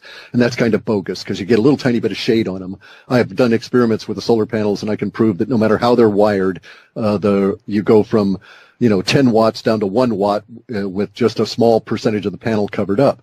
And the reason it has to do with the way the photovoltaics are constructed. We need a radically different approach to harvesting solar energy or light energy if that is going to be a viable approach. We won't get there with photovoltaics. Plus, there's another factor there. If you look at the cost to produce the photovoltaics, it's a net energy loss. The photovoltaics are just not going to get us where we need to go.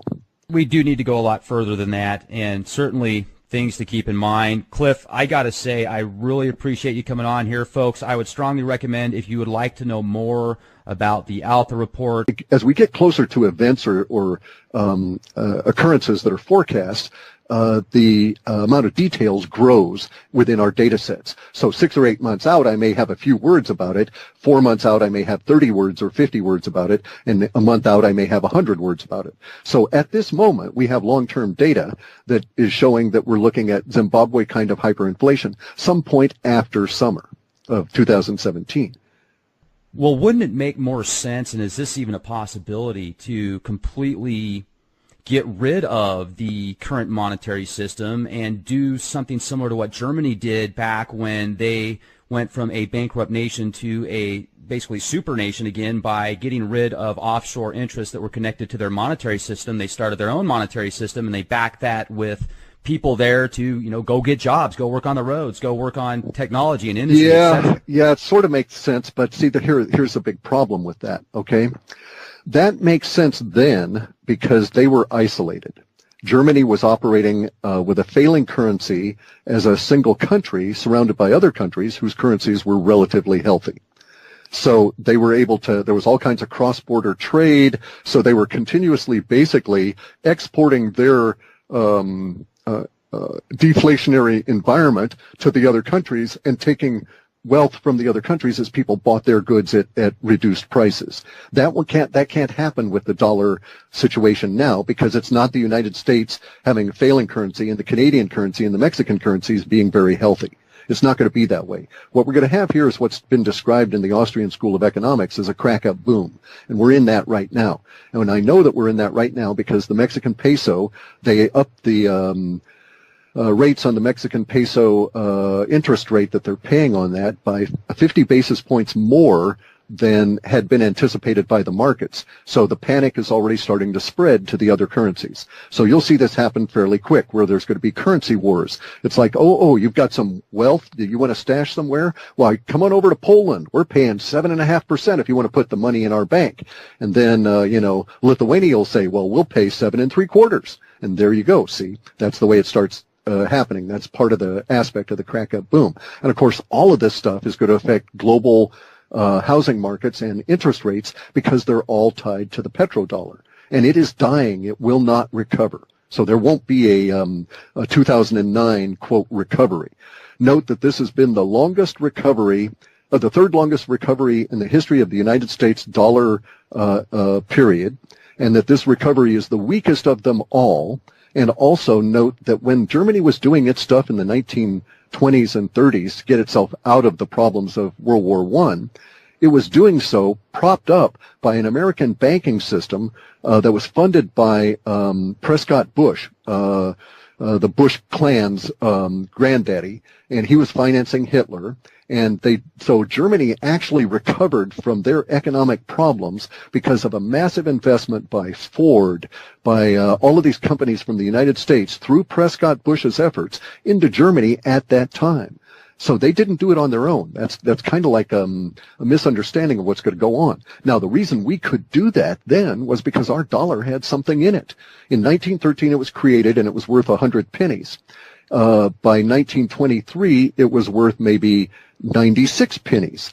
Now it's worth 2 pennies. So there's no slack in there. There's no ability to create massive amounts of debt for a major spending infrastructure system. Unless Russia, China, and the Southeast Asian republics start buying into the United States, we are in for a very, very rough long 10, 20-year period of time to actually physically dig ourselves out of what we're in now. And we even have data to that effect, okay? We've got some data sets that have got a lot more, because of the emotional connection here, because of the way humans feel about the subject. We have a lot more data than we get about other subjects. In other words, if it's a very dry academic subject like, the mating patterns of the such-and-so moth, I just don't get a lot of data about it. But if you've got something that people throw a lot of emotion into, sports, religion, sex, or money, and in this case gold, I get a lot of words about it. So I get a lot more words about gold and silver, not because gold and silver have a lot more chatter or are held by a lot of people. It's just that the people that have them have a very specific level of emotional attachment to them, and that's been the way it's been through history. So we have a tendency to sort of piggyback on that historical attachment to gold and silver. And we've got data now suggesting that the way the United States comes out of this is sort of twofold, okay? There's two halves of it. One half of us coming out of this is that there's going to be a gold rush in the United States. In order to get ourselves right with the world and pay our debts, you're going to see a big chunk of our population that's going to start heading into the hills trying to dig gold out of the place, anywhere we can find it. And that's going to be what's going to be required to make us solvent again, so to speak, right? And get us out of this currency hole that I actually cannot find in my mind words to express how my real feelings about the people that are at the throwing up, and there's more chatter about this. We also see that Obama made a secret trip. Both popes have been down there. John Kerry went down there on the day of the election, and he spent more money and created more carbon dioxide getting down there for his, quote, climate study or climate change study. He created more carbon dioxide going down there for that one trip than all of the United States creates in a week. So, it's like, okay, yeah, you're real concerned with climate. You're going to go ahead and create more CO2 than the whole country. How did they do that? So you can go look at, I mean, just the airplanes and stuff and everything that had to go on to get him down there and back in that period of time, because they had to fly against basically bad timing, bad weather, and avoid. It was a special trip just for him. It takes a lot of energy and stuff to get a person, and this was it. I don't know how many planes were involved, how many people were involved, but the expense involved kind of rivals what Obama does with Air Force One. And they did this just so John Kerry could go down by his own admission to look at ice. That makes no sense at all. They're not even trying to come up with the cover stories anymore. Well, what about Buzz Aldrin, too? I was just going to say, at the same time, we've had Buzz Aldrin. And now bear in mind, this man is 86 years old. And he's in good shape, but he's still 86 years old. Right. So how often are we hauling 86-year-old people down to the South Pole? And this is not just Antarctica. This is not McMurdo Base within 34 kilometers of the coastline. This is the middle of the continent. This is the South Pole. So he went deep into the continent for some reason. And it's kind of like, I don't think that it was a case of him paying for it with celebrity. It's my opinion that someone requested that he do that, and I don't know why. Any speculation as to what the request or who it came from even would be just speculation. But we do have the facts. He went down there and he suffered. Maybe it was somebody from Antarctica that said, "Hey, we want to talk to Buzz.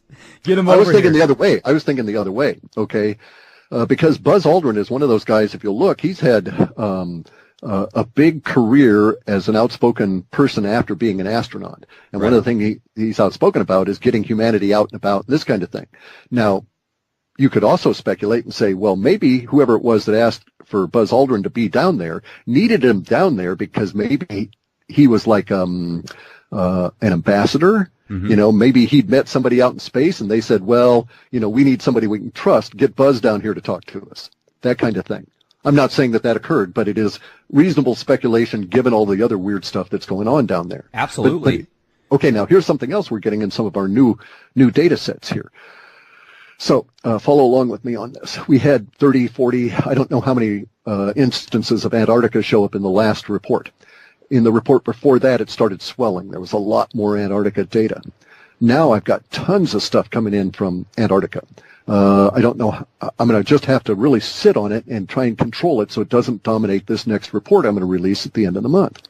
But there's some really interesting stuff coming out of here within the Antarctica stuff that's sort of joining with this whole innovation wave, because there's data now referring to Antarctica as the source of wealth, the source of a boom, a giant humanity-wide economic boom, and the source of what the data is calling precious technology. Now, this is interesting because the word precious in this sense has exactly the same emotive characteristics as the word precious when used with precious metals to indicate gold and silver and the iridium, platinum group, but primarily gold and silver. So we're not getting the precious technologies, meaning that it's going to be technology that involves gold and silver, but technologies that will be as precious as gold and silver, and they're related to solving finally, although it's probably going to take decades and decades, but they're going to solve our energy problem, at least according to our data sets. So theoretically, in my interpretation of what's coming across in the data as of this point, we're going to hit an innovation wave that will propel part of humanity down to Antarctica in a way we've never seen before, outside of what the Germans did at the end of World War II. And the Germans may still be there for all we know, right? They're living in these giant caverns. We would never have a clue.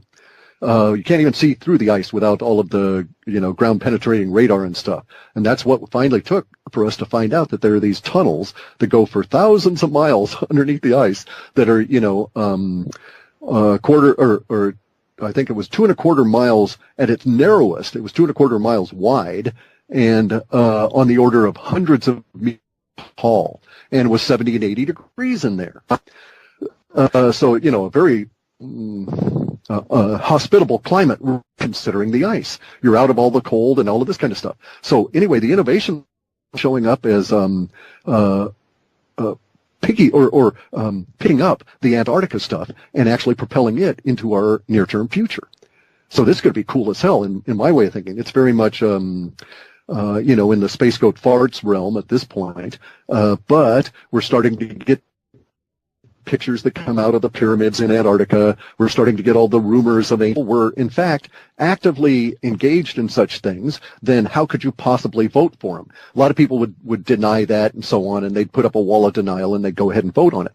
But the problem is the ability to keep those things secret is entirely based on the petrodollar, and it's dying. And these people know that. They know that they're facing these terrible, terrible times. And that's why they're trying to create all these slush funds to keep everybody bribed. And you'll notice within 24 hours of Hillary losing, Norway canceled 97% of its contributions to the Clinton Global Charity Fund slush fund for use for bribery. And that within that same 24 hours, there were 4 other non-governmental or non-sovereign organizations that canceled 100% of their, quote, donations. So those were not donations. Those were tribute. And they were basically told, we're going to be president. You give us money now, and we'll go easy on you. Or you don't, and we'll come and take your country later on. And so that was the mechanism that was being operated in this whole CGI thing, the Clinton Global Initiative. And it's not a charity thing. They paid out less than 0.5% of all the funds come on in that were allocated explicitly to charity. So in other words, they stole 95 or 99.5% of the money that said, give this to the people in Haiti that suffered that great earthquake. And they stole all that money and didn't give it to Haiti. And Haiti's really pissed about it, and they found out about it, and they're making a big brouhaha and upset about it in the global community, trying to break through the bribery wall that keeps these people safe. And they know that they cannot go quietly into the night. Okay, all this stuff's going to come on out. Once the bribery's done, once your ability to pay people to kill other people to keep things silent is gone, then it all does come out. And under those circumstances, the evil that is I'm not talking Democrats, I'm not talking Republicans, I'm talking about the people that are, Republican in name only and Democrat in name only, but are really power elite people. All of those are the guys that are really worried. And so they're trying all these mechanisms to get this, to stop a political revolution. With that going on, it certainly seems like at any moment, who knows what's going to happen, essentially, because it could be Germany, it could be France, it could be here. There's just so much going on. And then if you look at Syria, Damascus, and, that place is just in ruins. We don't hear much about that here at home. We're definitely living in fascinating times. And I want to kind of shift gears for just a second before I forget about this, because you're very knowledgeable in this area.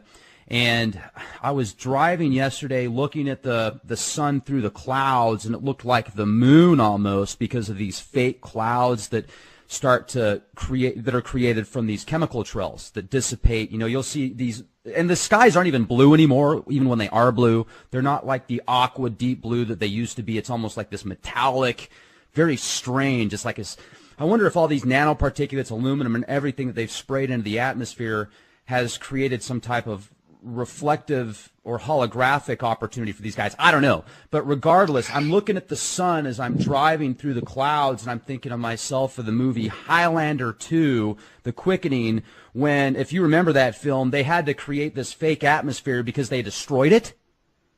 So yeah, I hadn't seen the film, but that's basically what's sort of going on. Yeah, they are actually destroying.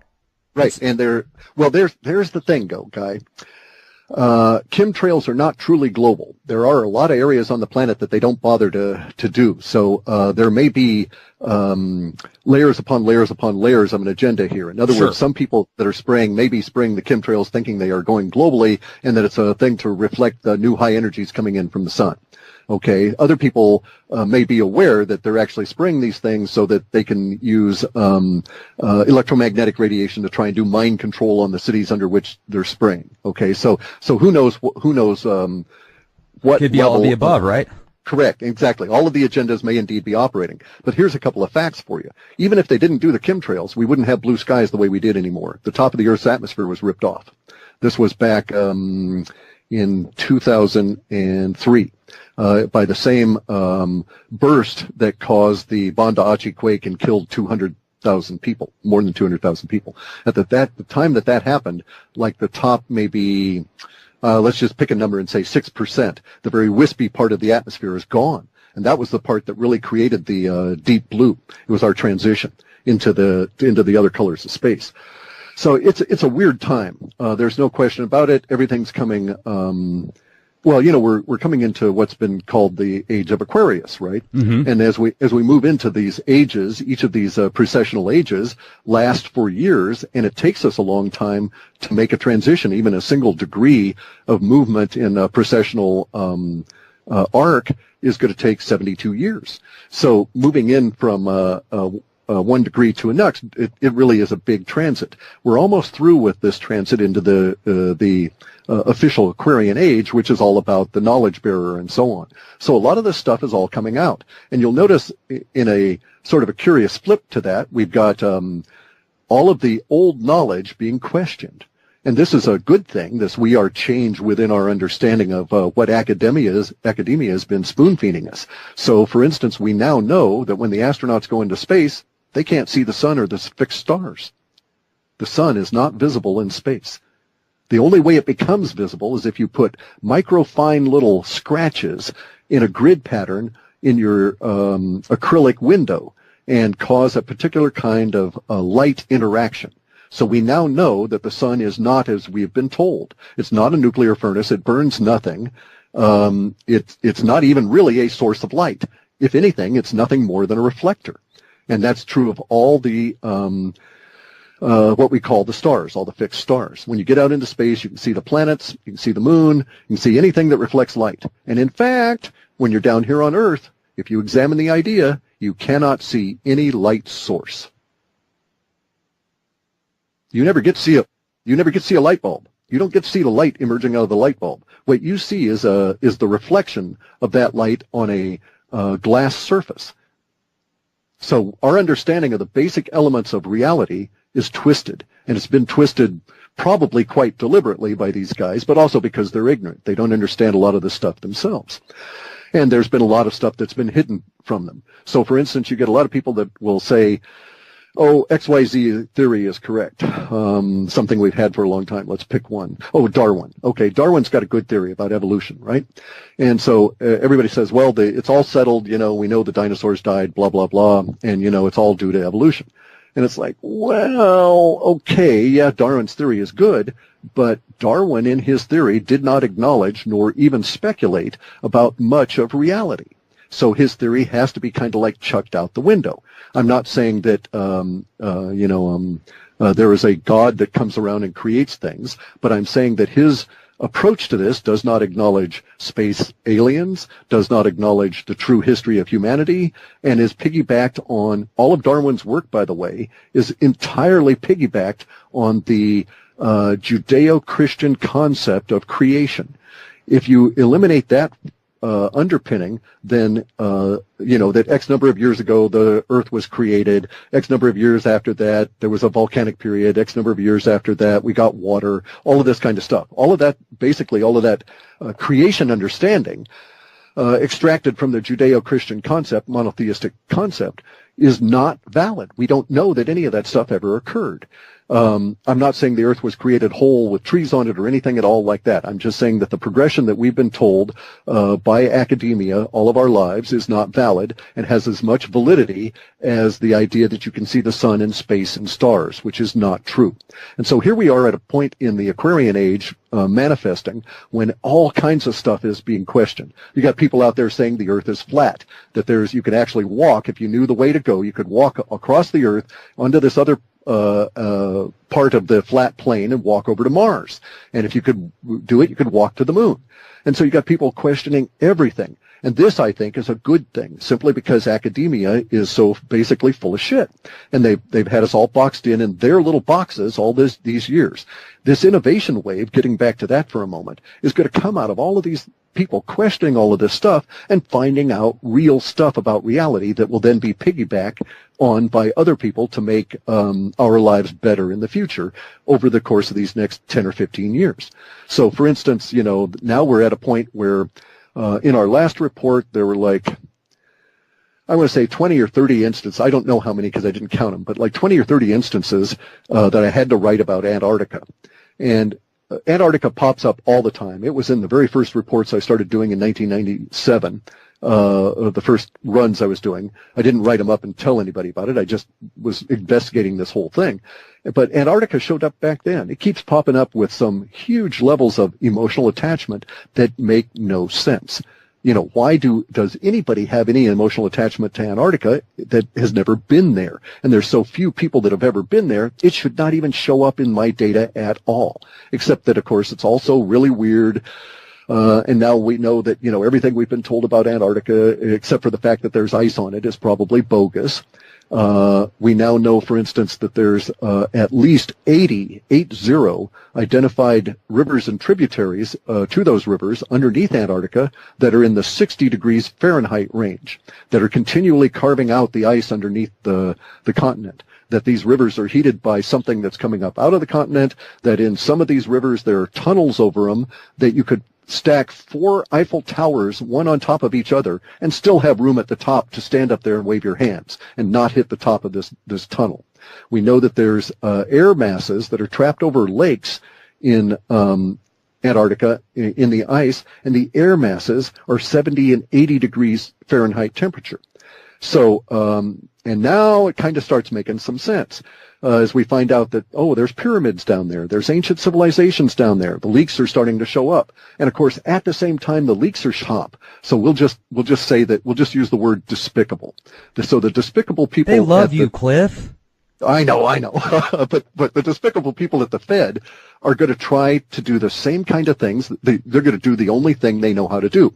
And our problem is these people have a shovel and they know how to dig a hole, and that's all. So they're going to keep digging, and they don't know how to stop. So they are going to take us into hyperinflation that will create a gold rush in the United States that we've got language that would suggest that sometime in 2017, after we get into the hyperinflationary period, you'll start seeing, even into the mainstream media and newspapers, words and articles and stuff about the gold rush that will hearken us back to 1845 California, and the language that was written about the gold rush in the 1800s in California, as well as the one in the Yukon. We're going to see that same kind of language all over again as the United States becomes desperate for real stuff to pay its debt and buy oil and other energy. Now, here's the goofy part of all of this, okay? The other aspect of this is, the other half of us getting out of this is an innovation wave is coming. This innovation wave is actually already starting now, and started maybe a year ago or 2 years ago. And it has to do with 5 billion humans getting onto the internet that are not on there now. And these are all people in non-dollar denominated regions for the most part, or non-dollar dominated. And so, because they don't live under the auspices of the powers that be in our officialdom, these people are coming in without any of the limitations or preconceptions that we've ever run across. And so we're going to see innovation that's been suppressed by the dollar having its woes. We should be in one now, by the way. We should be in about 12 years into a 25-year period of a renaissance. And it's been held at bay because of the powers that be in the U.S. trying to maintain the status quo and not allow change. And that change always precedes and boosts the Renaissance. So because it's been delayed, I think we'll still complete about the same 12 or 15-year period we have left, but I think we're going to cram in tons of stuff in that period of time. And these 5 billion people that are going to come online are going to, in our data sets, showing up as being combinoric, in the sense that one guy's going to have a good idea. He'll tell somebody about it online because he's not trapped in a paradigm where he thinks he's got to go patent it or keep it secret. That idea will feed another idea, and there you go. The whole open source concept expressed across a good portion of humanity trying to solve problems. And so the innovation wave has been described in our data sets for maybe 11 or 12 years now, and we're really starting to get into it. The USA is not going to participate. We're not going to be leaders in this. We're going to be followers because of our own problems here. But that innovation wave will help us get out. And there will still be pockets, right, I'm sure, here in the U.S. that are just as innovative as the guys overseas or in other locations. It's just going to be less. Certainly, exactly. So let me ask you this then as well. With Trump being the next president, do you think that he might be getting set up for the downfall, essentially? No, it doesn't make any difference. No, I don't believe he was set up. I think these people, it's actually my opinion that Trump was chosen as the chump by the Democrats, okay? That they did everything they could to make sure that he was the one that they had to face, and they're just floored that they lost. The powers that be at that top level, right? Everybody else is a good party faithful and believe the party line and so on, and they weren't part of the machinations going on at the top here. But the reason that they did that was that these guys are, okay, it's twofold. They thought they could avoid what we're going to face. These guys thought they could go another 8 years and not have any change. And the reason that they don't want that change is because as the dollar degrades over time in its purchasing power, the ability it's going to sound stupid, but the ability to use it as a method of bribery is reduced. And unless they bribe millions of people constantly, it all falls apart, all their secrets come on out, we see how evil they are, and there's a political revolution here in the country. Now, I'm not talking about Trump. Trump was indeed a political revolution, but he is not, or maybe we can describe him as a rebellion. Okay, a rebellion is where you just get pissed at the people at the top, but you're okay with the system, right? You just need some tweaks and you're going to fix it. And so Trump is a political rebellion, but the people at the top, if they were exposed, so if you knew, for instance, that every single person that was in an appointed office in the federal government and every single person that was in an appointed office in any of the state governments that had been appointed in the last 15 years had an odds-on. In other words, you had the ability to say there's a 50% chance that anybody that's been appointed to a political office in the last 15, 20 years is a pedophile. Okay, is an egregious pedophile and may even be a murderer. If you knew that half of all these people